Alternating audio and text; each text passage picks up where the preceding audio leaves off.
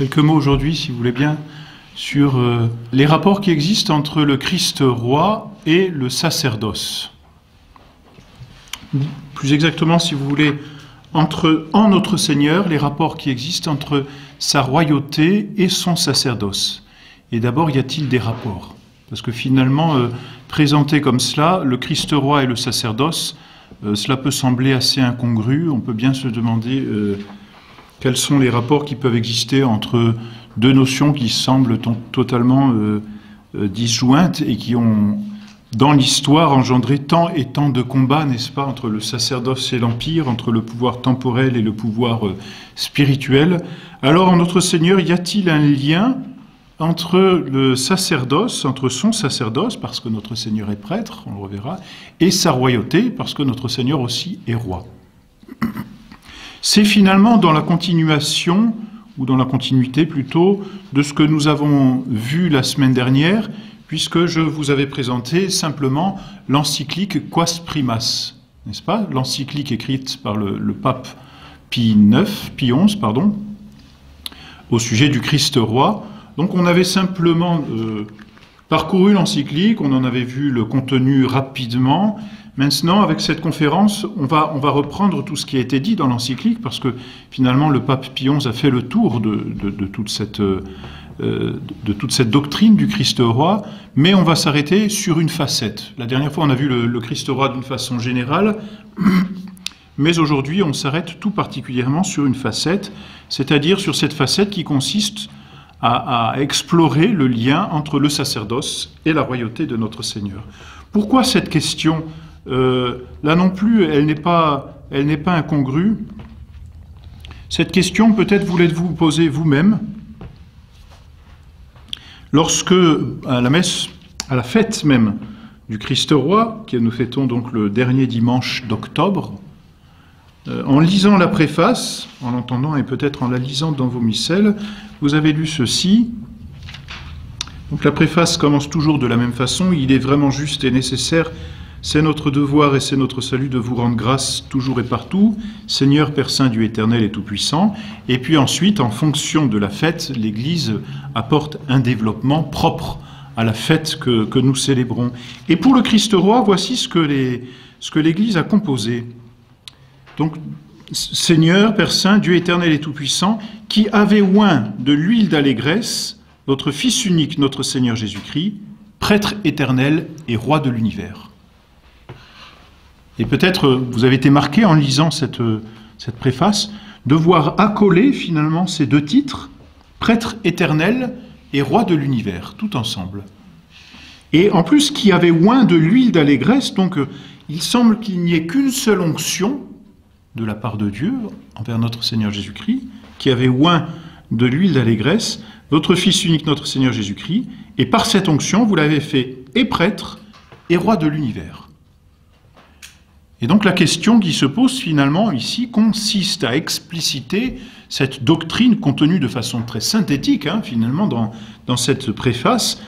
Notre Seigneur est prêtre, notre Seigneur est roi, et il semblerait, d'après cette préface, que c'est par la même onction qu'il est prêtre et qu'il est roi, qui avait oint de l'huile d'allégresse votre Fils unique, notre Seigneur Jésus-Christ, prêtre éternel et roi de l'univers, afin que, s'offrant lui-même sur l'autel de la croix, victime pacifique et sans tache, et là c'est le mystère donc de son sacerdoce, mystère de la rédemption, et après avoir soumis à son pouvoir toutes les créatures, mystère de sa royauté.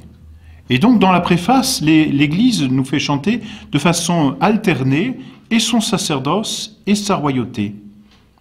Donc, en parlant de ce sacrifice, de cette rédemption, soumis à son pouvoir toutes les créatures, remettre à votre majesté infinie un royaume universel et éternel.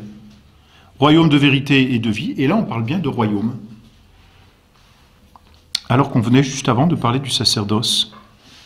Royaume de sainteté et de grâce, royaume de justice, d'amour et de paix.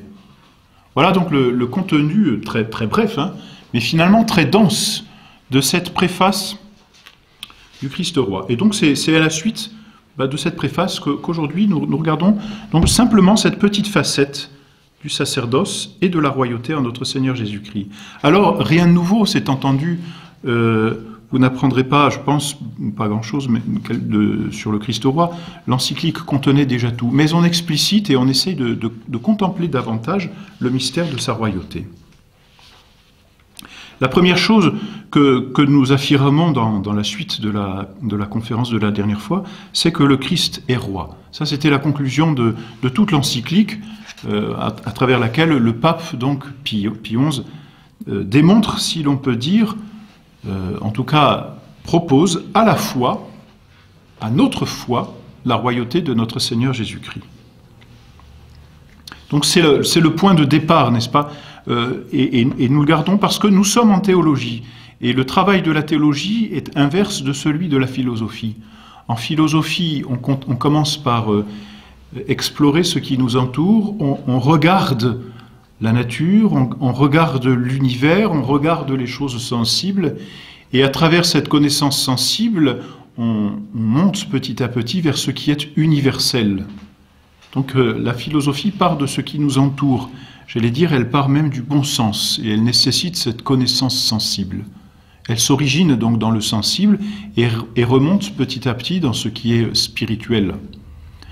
La théologie travaille en sens inverse, parce que la théologie est d'ordre surnaturel. C'est-à-dire que la théologie nous fait pénétrer dans des mystères qui nous dépassent. Puisque donc ces mystères nous dépassent, nous ne pouvons pas les appréhender dans la nature qui nous entoure.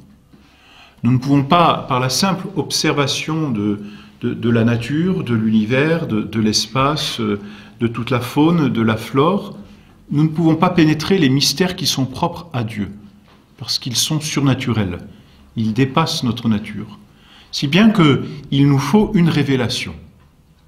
La théologie donc travaille d'abord sur la révélation, elle regarde ce que Dieu dit, et elle le prend comme étant de foi, parce que Dieu est vérité suprême, parce que Dieu ne peut ni se tromper, ni nous tromper.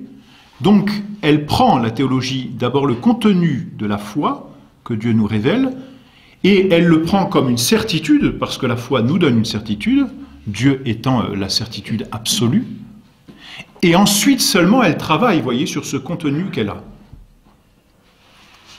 Elle part donc d'une certitude et elle essaie d'expliciter tout ce que contient cette certitude. Donc la première certitude, ou les deux premières même certitudes à partir desquelles nous partons, mais ici plus spécialement, la première, c'est le fait que le Christ est roi.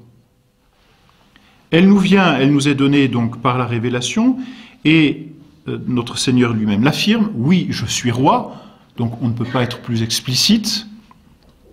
Et le pape Pie XI, justement, quand il proclame cette royauté sociale de notre Seigneur Jésus-Christ, s'appuie non pas sur ce que l'on peut observer dans la nature, encore une fois, mais sur tout le donné divin, c'est-à-dire d'abord sur les Écritures, et il cite longuement les Écritures et les passages des Écritures dans lesquels le bon Dieu finalement manifeste sa royauté, et puis non seulement les Écritures, mais vous savez que la révélation a deux sources, les Écritures et la tradition, et le pape, on en avait parlé brièvement, le pape aussi, pour la royauté du Christ roi, s'appuie sur ce qui se trouve dans la révélation. Et cette révélation, dans la tradition, pardon. Et cette tradition, on la retrouve particulièrement, principalement dans la liturgie. La liturgie qui est tout cet ensemble de vérités qui nous est transmise comme de main à main.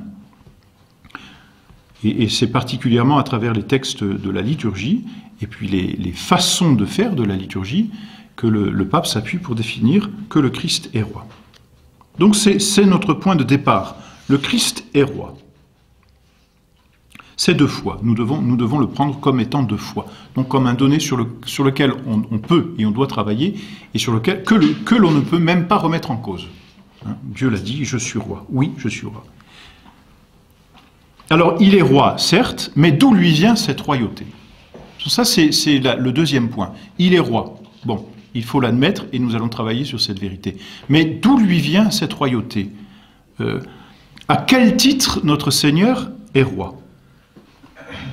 On l'a vu encore, et on l'a explicité la dernière fois, grâce à son encyclique, mais il est bon de revenir sur cette vérité, parce que nous avons peut-être trop l'habitude d'une démocratie par laquelle les sujets font leur roi ou leur chef.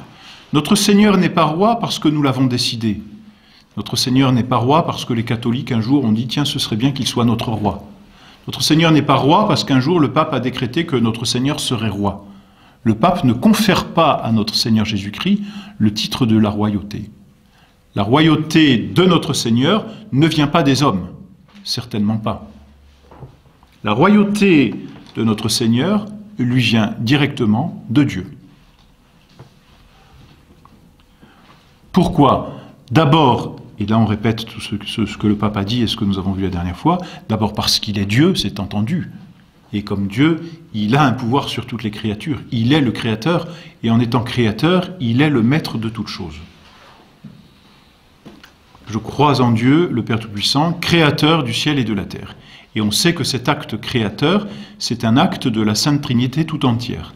Il n'y a pas que le Père qui a créé l'univers, c'est le Père et le Fils et le Saint-Esprit qui, dans un même acte, puisqu'ils ont une seule et même nature, c'est un seul et même Dieu, c'est un mystère, mais c'est le Père, le Fils et le Saint-Esprit qui, dans un même acte, ont créé le ciel et la terre.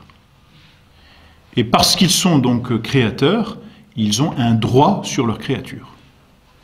Et de ce droit découle la royauté. On peut dire Dieu est roi de l'univers, Dieu est maître de l'univers. Bon, alors notre Seigneur est donc roi à ce premier titre parce qu'il est Dieu. Ça va de soi. Mais ce qui nous intéresse davantage, c'est le deuxième titre pour lequel notre Seigneur est roi. Notre Seigneur est roi aussi parce qu'il est homme.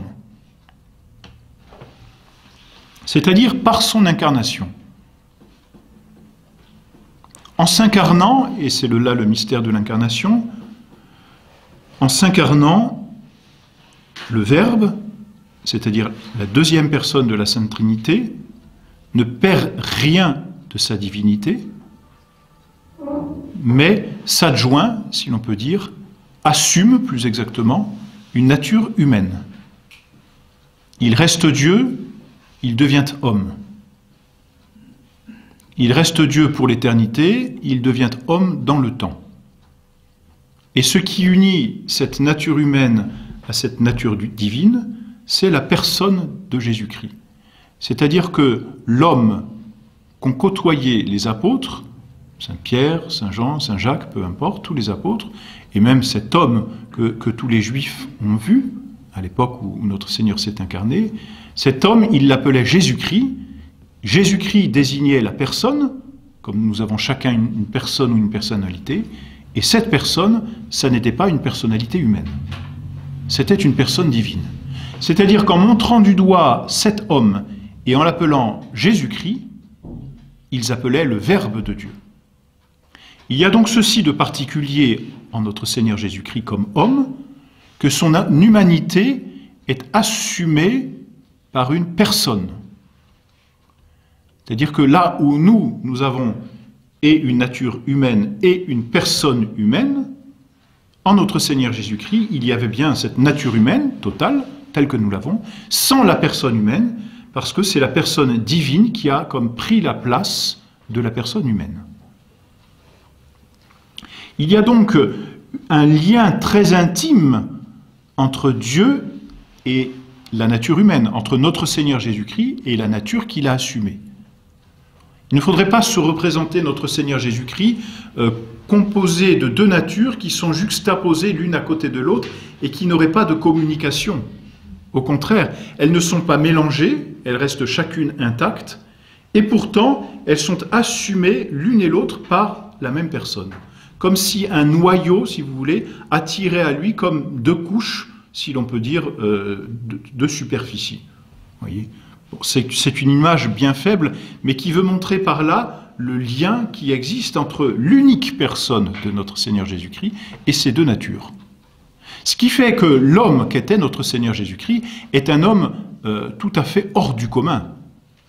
Aucun d'entre nous ne peut prétendre à être Dieu, tandis que lui pouvait dire en toute vérité « Je suis Dieu », parce que son humanité était assumée par une personne divine.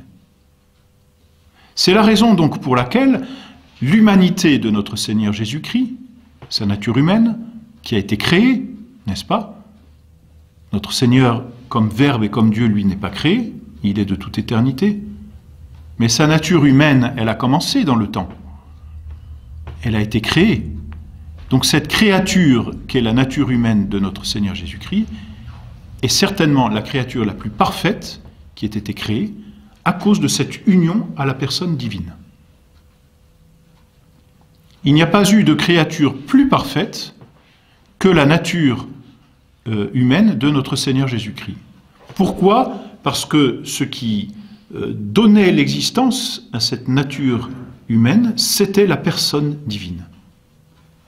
C'est-à-dire que la nature humaine de notre Seigneur Jésus-Christ était conjointe à la personne divine, au Verbe. C'est un mystère, c'est assez compliqué à exposer. C'est le mystère de l'incarnation, n'est-ce pas, que nous méditons dans la crèche. Et ce mystère fait de la nature de notre Seigneur Jésus-Christ, la nature humaine, la créature la plus parfaite, la plus grande, et celle à qui on doit le plus de respect, la plus haute. C'est donc la première de toutes les créatures. C'est le chef-d'œuvre de la création. C'est le sommet de la création. Et en tant que sommet, eh bien, la nature humaine de notre Seigneur Jésus-Christ a une prééminence sur toutes les autres créatures. Cette prééminence se traduit par une royauté. Et c'est à ce titre que notre Seigneur est roi par son incarnation. Parce qu'il est une créature supérieure à toutes les autres créatures. Parce que sa nature humaine est conjointe à sa personne divine et à sa nature divine. Et voyez, la divinité de notre Seigneur Jésus-Christ n'est pas comme une simple onction, n'est-ce pas, comme une espèce d'huile qu'on répandrait sur quelqu'un qui en épouserait les formes. Elle est plus que cela. C'est vraiment une assomption. Comme si nous pouvions, c'est difficile à imaginer, n'est-ce pas, comme si nous pouvions avoir deux natures. Comme si nous pouvions être un homme et avoir en même temps une autre nature. Bon. Une nature animale. Chacun rêve de ce qui lui convient. Eh bien, cet animal serait plus parfait en raison de sa conjonction avec la nature. Mais bon, c'est un peu compliqué parce que les animaux n'ont pas de personnalité. Alors bon, on ne peut pas imaginer, ça dépasse l'entendement, c'est un mystère. Bon, on peut l'expliciter aussi clairement que possible, ben, ça reste pas très clair, n'est-ce pas? Mais cette conjonction donc donne à la nature humaine de notre Seigneur Jésus-Christ cette prééminence sur toute créature. C'est la créature la plus parfaite, c'est le sommet de la création.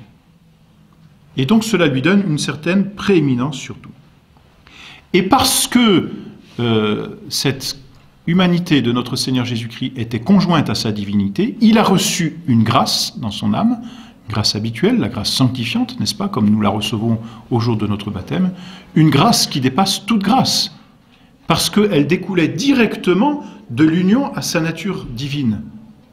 Alors vous comprenez que c'est comme un fleuve qui s'est engouffré de façon parfaite dans cette nature humaine et qui l'a sanctifiée au plus que l'on peut sanctifier une nature humaine. En raison même donc de cette grâce habituelle, qui est supérieure à toute autre grâce, notre Seigneur a encore une prééminence sur nous. Et enfin, le pape développait cela dans son encyclique, il y a un autre titre par lequel notre Seigneur est roi de tous les hommes. Ce titre, c'est lui qui l'a conquis cette fois par sa croix, c'est la rédemption.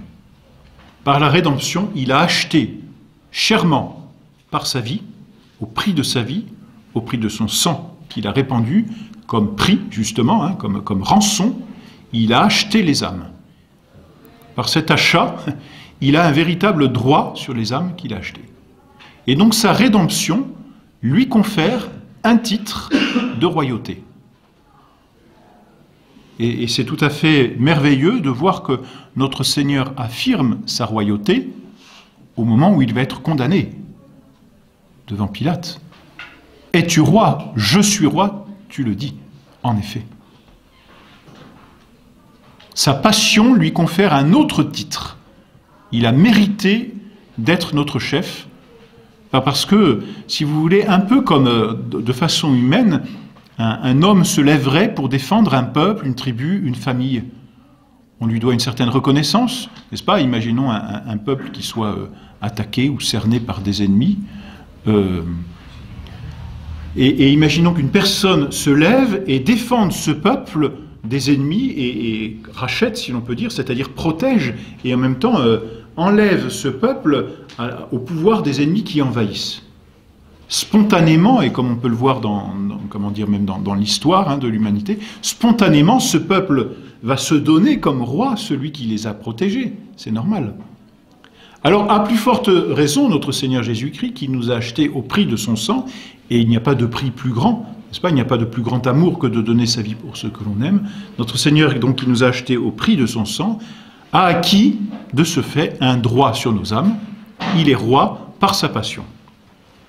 Ponce Pilate, d'ailleurs, c'est très drôle, hein. Enfin drôle non, pas du tout, mais c'est très significatif, fera marquer, peut-être malgré lui, je ne pense pas qu'il possédait sa théologie et la théologie du Christ roi de la sorte, mais Ponce Pilate a écrit sur l'écriteau, n'est-ce pas, au-dessus de la croix, Jésus de Nazareth, roi des Juifs.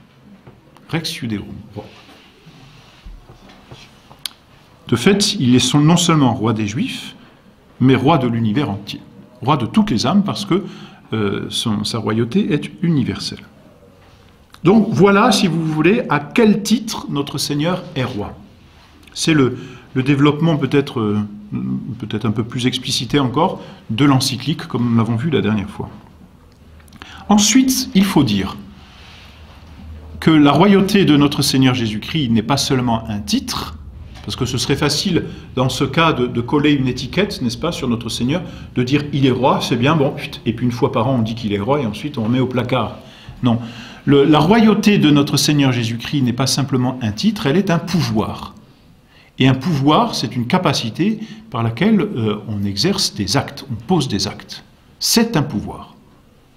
Et ça, il faut le tenir. Notre Seigneur n'a pas simplement un titre de roi, il a un véritable pouvoir sur ses sujets. Il n'est pas, c'est pas, n'est-ce pas, comme une statue ou une momie de Toutankhamon que l'on pourrait vénérer en disant « c'était un roi » ou « il a été roi » ou « c'est le roi Toutankhamon, mais un roi qui n'exerce plus rien, c'est une momie ». Et on ne peut pas dire la même chose de notre Seigneur. C'est un roi, il est roi. Alors on le dit, mais pas de la même façon. On dit il est roi de fait, et il a un pouvoir. Et ce pouvoir est réel. L'agir, on dit en philosophie, suit l'être. C'est-à-dire qu'on agit comme on est, et de ce que nous sommes découlent les actions que nous posons. Notre Seigneur est roi, et cette royauté, c'est un véritable pouvoir qu'il exerce. Tu l'as dit, je suis roi, mais il dit ailleurs, tout pouvoir m'a été donné au ciel et sur la terre. Tout pouvoir. Et il l'affirme. Et encore, dans notre credo, nous disons, est ressuscité des morts, est monté aux cieux, est assis à la droite de Dieu, et cette cession à la droite de Dieu manifeste le pouvoir du Christ. C'est exactement ce que signifie cet article du Credo, quand notre Seigneur s'assoit avec son humanité, alors c'est une figure, mais cette façon de s'asseoir manifeste le pouvoir royal, et saint Thomas d'Aquin l'explicite justement dans sa question 59, c'est l'expression du pouvoir royal de notre Seigneur Jésus-Christ, et si ça n'était pas assez explicite de dire « est assis à la droite de Dieu », notre credo ajoute « d'où il viendra juger les vivants et les morts ». Et ça, le jugement, c'est un acte de royauté, c'est un acte du pouvoir. Donc notre Seigneur est roi, et il en a le pouvoir. Qu'est-ce que cela veut dire? Qu'est-ce que c'est que ce pouvoir, finalement? Eh bien, le pouvoir propre au roi.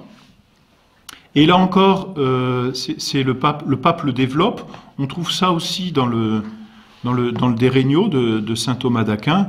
Le pouvoir d'un roi, en quoi consiste-t-il? Et d'ailleurs, saint Thomas dans la Somme aussi le développe très brièvement. C'est un pouvoir de légiférer, un pouvoir de juger et un pouvoir d'exécuter. C'est-à-dire un pouvoir de poser des lois, et notre Seigneur a véritablement posé des lois. Il dit « si vous gardez mes commandements ». C'est quand même clair. Donc il parle bien de ses commandements. Notre Seigneur a le pouvoir de légiférer, et il légifère. Et on voit bien, par exemple, notre Seigneur au cours du discours de la Seine. Bon, si vous gardez mes commandements, vous aurez la vie éternelle.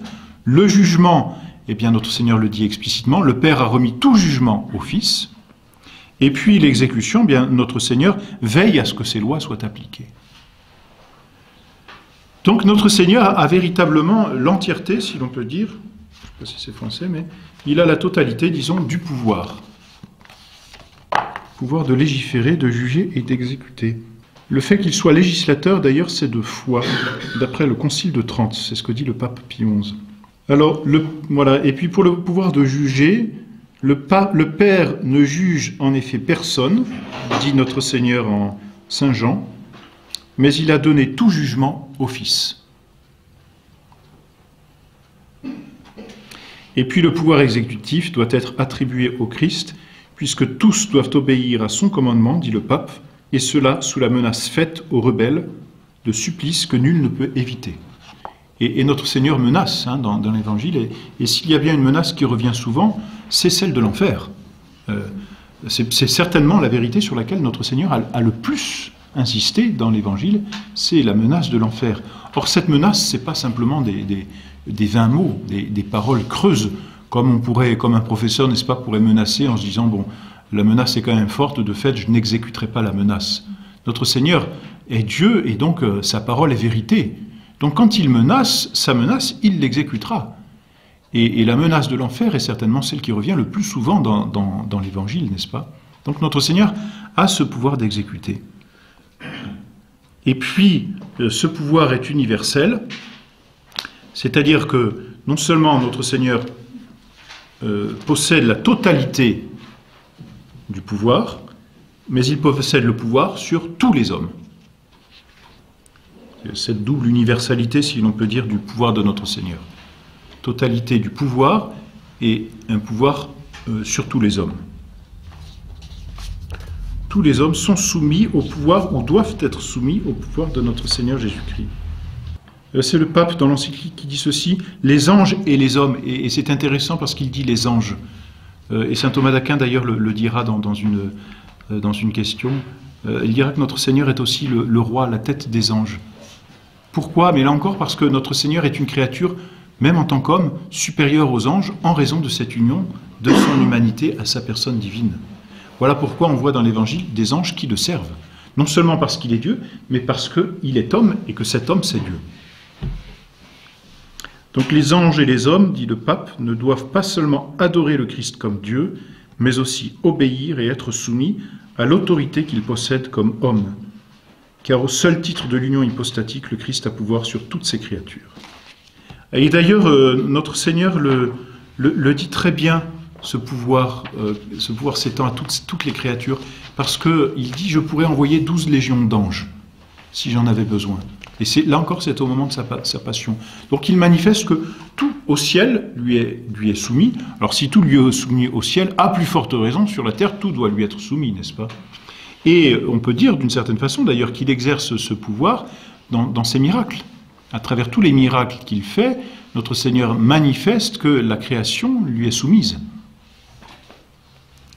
Et son humanité est vraiment l'instrument de sa divinité. Quand on voit cette femme qui veut simplement toucher le manteau de notre Seigneur, on voit que tout est soumis à la vertu de notre Seigneur Jésus-Christ. Donc le pouvoir de notre Seigneur est universel. Alors voilà ce pouvoir. Alors que fait notre Seigneur, ou plutôt que fait le roi? À quoi ça sert un roi? Parce que c'est bien de parler du roi, là encore, de dire qu'il a tout pouvoir, mais en quoi consiste ce pouvoir, ou plutôt, quel est le but du pouvoir que possède un roi? Bon, je suis roi, j'ai tout pouvoir. Bon, ben, c'est bien gentil, mais je fais quoi maintenant? Vous voyez, c'est la question concrète que l'on peut se poser. Qu'est-ce donc que ce pouvoir? Alors saint Thomas d'Aquin, là aussi, répond, et cette fois de façon plus philosophique, dans ce petit opuscule, d'ailleurs qu'il n'a pas achevé, qui s'appelle le De Regno, donc sur le royaume, c'est écrit au roi de Chypre, je crois. Saint Thomas d'Aquin répond tout simplement sur ce qu'est un roi et à quoi sert un roi.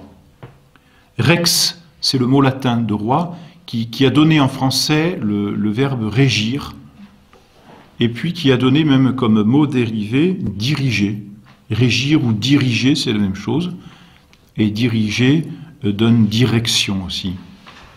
Et direction, on peut l'entendre de plusieurs façons, n'est-ce pas? On peut entendre la direction d'un chef, enfin, c'est toujours un chef qui dirige d'ailleurs, et puis on peut se le représenter plus matériellement par une flèche, c'est-à-dire se diriger vers quelque chose. Et finalement, le roi possède ces deux pouvoirs de direction. Diriger, c'est-à-dire coordonner, avoir une multitude en face de soi puis la coordonner, et puis diriger, c'est-à-dire orienter ou ordonner. Ordonner, coordonner, si on voulait jouer sur les mots, ou du moins pour retenir plus facilement. Donc un roi est là pour ordonner, c'est-à-dire donner, procurer à tous ses sujets le bien qu'ils attendent de lui, qu'on appelle le bien commun ou la fin. C'est la même chose, la fin c'est le bien. Le roi donc ordonne à la fin. Comme un père de famille, vous voyez, est un roi dans sa famille, on peut dire, par analogie, eh bien le père de famille ordonne ses sujets à la fin, qui est d'une part le bien de la famille, et ensuite à ce que ses enfants puissent prospérer. Le roi donc ordonne à la fin, et pour ce faire, en même temps, il coordonne, c'est-à-dire qu'il unifie, il est, dit saint Thomas, un principe unificateur et directeur d'une multitude. C'est-à-dire que face à la multitude qui se pose devant lui, le roi prend tous ces sujets et puis il les met chacun à leur place pour essayer de coordonner leurs actions et par cette coordination faire en sorte que la multitude entière soit ordonnée, dirigée vers la fin et obtienne le bien de la multitude qu'on appelle le bien commun puisqu'il est commun à toute cette multitude. Ainsi, un roi procure la fin, qu'on appelle le bien commun en philosophie, et pour procurer la fin, que doit-il faire? Il doit coordonner, c'est-à-dire conserver l'unité, c'est une conséquence, vous voyez, conserver l'unité. En conservant l'unité, il obtient la paix. En obtenant la paix, comme dit saint Augustin, il obtient la tranquillité de l'ordre. Et en obtenant cette tranquillité de l'ordre, il obtient une certaine stabilité.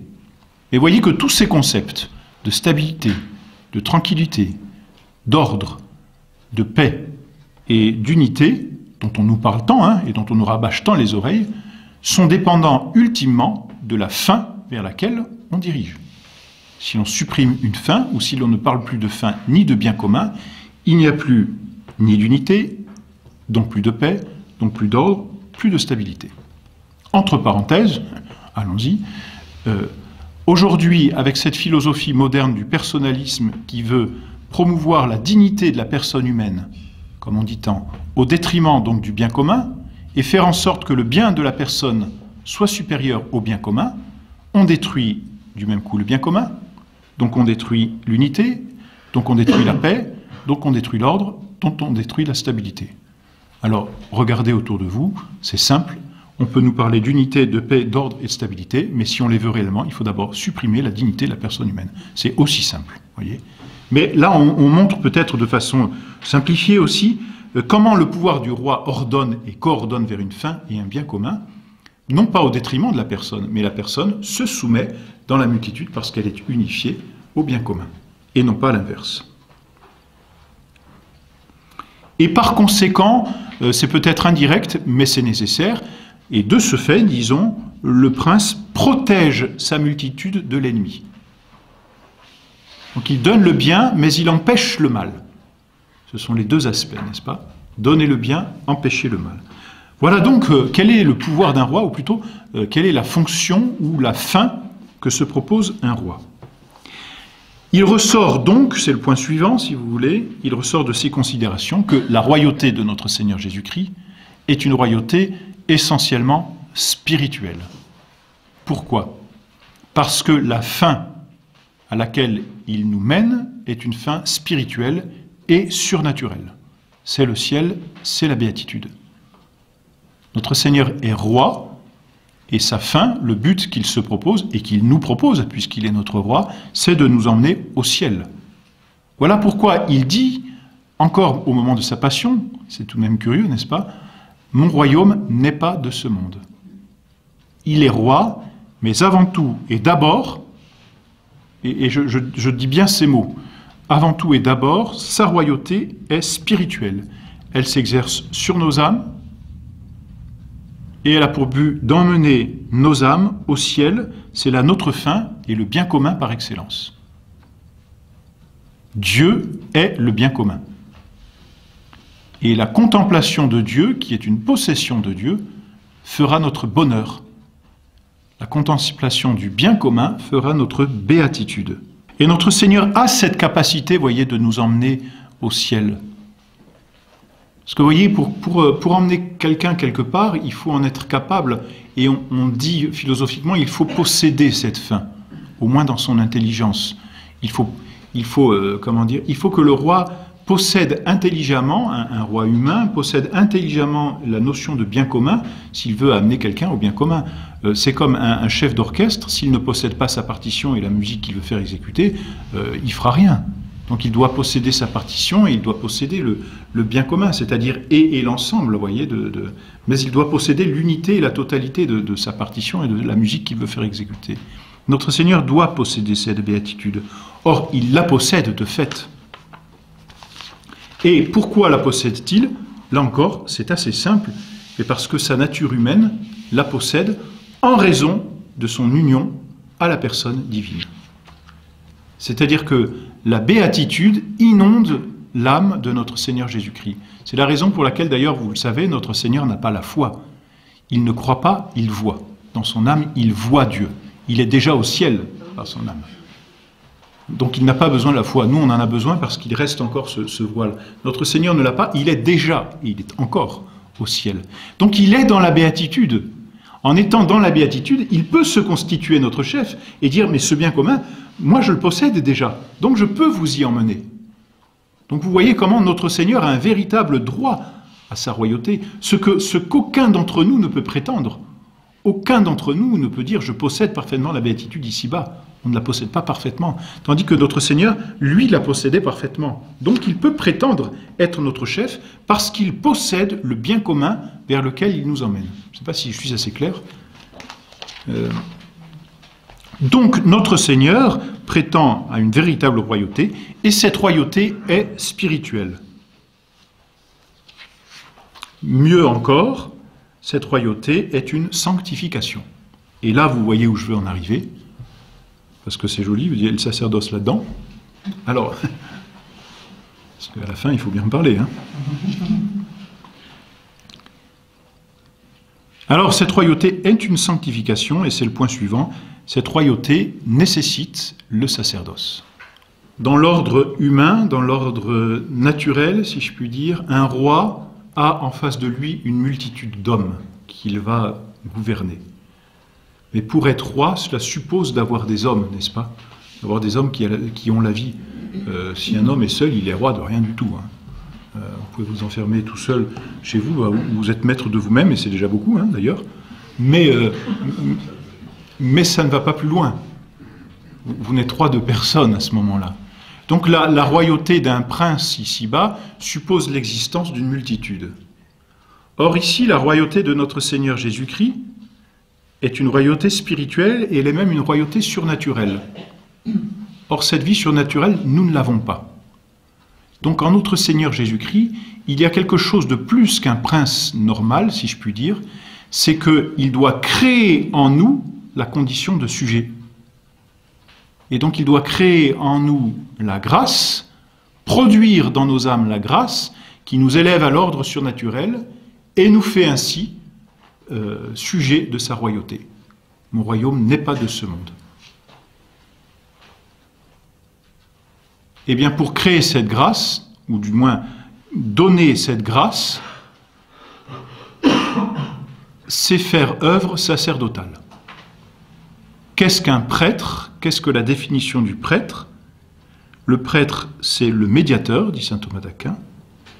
C'est celui qui donne la vie divine aux hommes, dans ce sens, médiation, et qui prend les sacrifices des hommes et les offre à Dieu. Notre Seigneur, pour avoir droit à notre royauté, nous donne la vie divine, il fait œuvre sacerdotale en même temps qu'il fait œuvre royale. Notre Seigneur donc nous donne la vie surnaturelle, œuvre sacerdotale, et ensuite il organise cette vie, par son gouvernement, œuvre royale. Il y a donc un lien très intime entre l'exercice du sacerdoce et l'exercice de la royauté en notre Seigneur Jésus-Christ. Parce que sa royauté présuppose son sacerdoce. Et quand son sacerdoce s'exerce, il exerce du même coup une certaine royauté, puisqu'il régit les âmes et les dirige. Mais il doit en même temps les unir. On dira plus précisément, si vous voulez, que par son sacerdoce, notre Seigneur agit à l'intérieur des âmes, par les grâces personnelles qu'il nous dispense, à travers les sacrements tout particulièrement. Par sa royauté, il gouverne de façon plus extérieure les âmes. C'est ce qu'on appelle dans l'Église le pouvoir de juridiction. C'est-à-dire ce pouvoir par lequel l'Église organise la vie sociale de l'Église. Organise sa vie sociale, plutôt. L'Église est ainsi une véritable société dans laquelle et sur laquelle notre Seigneur est roi, et en même temps prêtre. Roi souverain et pontife Maximus, pontife souverain aussi on dit. Donc sacerdoce et royauté en notre Seigneur sont absolument complémentaires. Du reste, quand notre Seigneur acquiert ce nouveau titre sur nous, de sa royauté par son sacrifice sur la croix, il fait aussi éminemment dans ce sacrifice une œuvre sacerdotale, puisqu'il est à la fois prêtre et victime qui s'offre. Et son œuvre rédemptrice n'a de valeur que dans la mesure où notre Seigneur est prêtre et victime parfaite. Prêtre parfait parce qu'il est Dieu, son sacerdoce découle directement de sa nature divine, de sa personne divine, n'est-ce pas? Victime parfaite parce qu'il est parfaitement homme et il peut offrir toute son humanité, et en même temps roi parce qu'il achète. Sur la croix, notre Seigneur est tout à fait roi et prêtre. Regnavit alignio Deus. Dieu a régné par la croix, par le bois. Il est dit dans la préface de la Sainte Croix, cette fois, n'est-ce pas, que notre Seigneur a vaincu par le bois de la croix. Or, cette victoire, c'est la victoire d'un chef. C'est une œuvre royale. Il est tout autant prêtre et roi sur la croix. Mais de la même façon que par son incarnation, il est déjà prêtre, au moment même où notre Seigneur s'incarne, il est déjà prêtre, c'est le souverain prêtre. Pourquoi? Parce que sa divinité est comme l'onction, l'huile qui se déverse sur son humanité et le fait prêtre pour l'éternité. Tu es sacerdos in aeternum, tu es prêtre pour l'éternité, selon l'ordre de Melchisédek. Et donc, en s'incarnant, notre Seigneur est prêtre de par son union hypostatique, et en s'incarnant, notre Seigneur est roi de par son union hypostatique. On s'aperçoit donc que le sacerdoce et la royauté de notre Seigneur Jésus-Christ ont un fondement identique, c'est son union hypostatique, et elles ont une fin identique, c'est le salut de nos âmes. Et plus précisément, on va même au fondement du sacerdoce et de la royauté de notre Seigneur Jésus-Christ, on parle de grâce capitale. En tant que chef, c'est la grâce du chef. La tête, dit saint Thomas d'Aquin, exerce son influence sur les membres d'une double manière. Donc le chef exerce... Alors ici, il prend la tête du corps sur les membres et il transpose au chef du corps social, c'est-à-dire sur les membres, sur la multitude.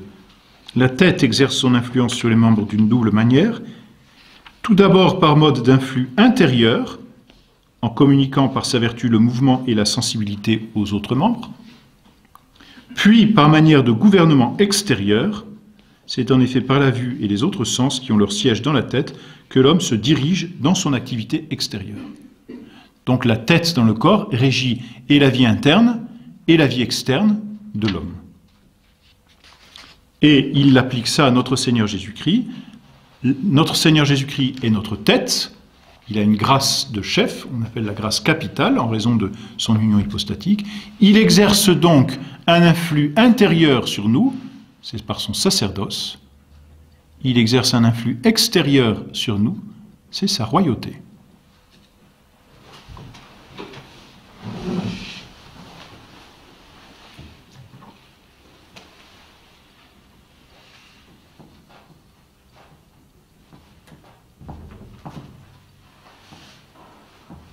Donc ça, c'est l'homme-dieu, notre Seigneur Jésus-Christ, dont le mystère se définit par ces mots, l'union hypostatique, l'union de ces deux natures dans l'unité de la personne. Cette union lui confère dans son âme une grâce capitale, une grâce de chef. Cette grâce lui donne d'avoir, d'une part, sur ces sujets, un influx intérieur pour les âmes, et un influx extérieur par le gouvernement. Cet influx intérieur est l'œuvre de son sacerdoce, tandis que son influx extérieur est l'œuvre de sa royauté. Ici, on a la multitude des sujets. Voilà pourquoi, par la grâce, nous sommes faits enfants de Dieu, c'est-à-dire co-héritiers du Christ, comme dit saint Paul. Et l'héritage relève davantage, justement, de la royauté. Et l'un comme l'autre ont la même fin, c'est-à-dire le bien commun, ultime, la béatitude, c'est-à-dire la possession de Dieu et la contemplation de notre Seigneur Jésus-Christ. Voilà donc les liens très étroits, finalement, qui unissent en notre Seigneur sa royauté et son sacerdoce. On peut développer un peu. Notre Seigneur est roi et prêtre au même titre de son union hypostatique et de sa grâce capitale, mais son sacerdoce et sa royauté, il l'a délégué de façon différente. C'est dans l'Église ici ce que l'on appelle le pouvoir de sanctifier, et ici c'est ce qu'on appelle le pouvoir de gouverner, la juridiction.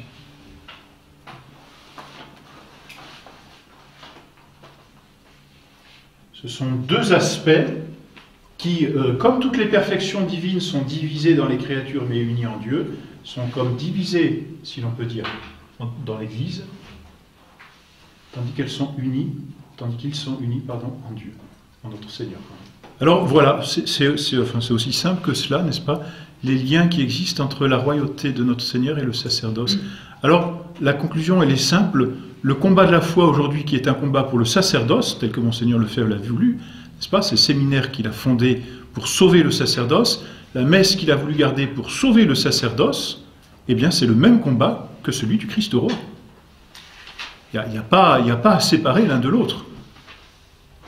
Le combat pour le sacerdoce, c'est le combat pour le Christ roi.